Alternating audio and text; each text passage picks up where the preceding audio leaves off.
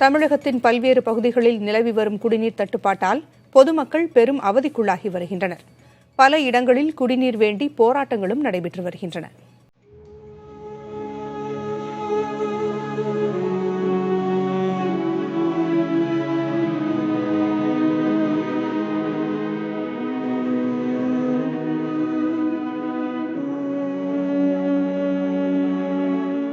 கடலூர் மாவட்டம் புலியூர் ஊராட்சியில் குடிநீர் கிடைக்காமல் கிராம மக்கள் சிரமம் அடைந்துள்ளனர்.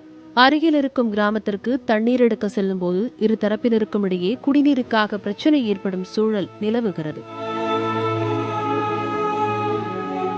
சில இடங்களில் குடிநீர் குழாயில் உடைப்பு ஏற்பட்டு வெளியேறும் நீரை பல மணி நேரம் காத்திருந்து கிராம மக்கள் பிடித்துச் செல்கின்றனர்.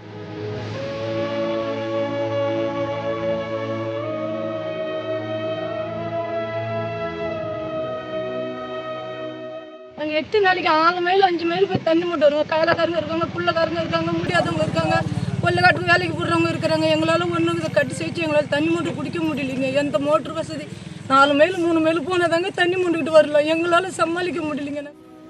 நாகை மாவட்டம் சீர்காழி அருகே உள்ள தென்னாம்பட்டினத்தில் கடும் குடிநீர் தட்டுப்பாடு நிலவுவதாக மக்கள் தெரிவிக்கின்றனர். மிதிவண்டியில் நீண்ட தூரம் சென்று தண்ணீர் எடுத்து வருவதாகவும் தெரிவிக்கின்றனர்.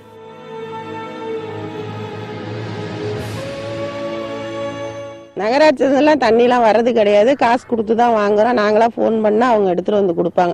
ஒரு ராலி தண்ணி 1200 வீட்டுக்கு ஆளுக்கு 100 50 ரூபா 10 குடம் 15 குடம்னு இப்படி பிடிச்சி ஊற்றிக்குவோம். இந்த பாருங்க, நீங்களே பாத்தீங்க, இப்ப தண்ணி அடிச்சு சுத்தமா ஒரு போட்டு தண்ணி கூட வரல. துவைக்கிறதுக்கு தண்ணி இல்ல, குளிக்கிறதுக்கு தண்ணி இல்ல, இந்த குழந்தைங்களுக்கு கூட தண்ணி இல்லைங்க குடிக்கிறதுக்கு. கடலூர் மாவட்டம் பெண்ணாடம் அருகே முறையாக குடிநீர் விநியோகம் செய்யக்கோரி கிராம மக்கள் போராட்டத்தில் ஈடுபட்டனர். கணபதிகுறிச்சி பகுதியில் குடிநீர் விநியோகம் செய்யக்கோரி பலமுறை முறையிட்டும் நடவடிக்கை ஏதும் எடுக்கவில்லை என குற்றம் சாட்டினர். பின்னர் காவல்துறையினர் உறுதியை ஏற்று கலைந்து சென்றனர்.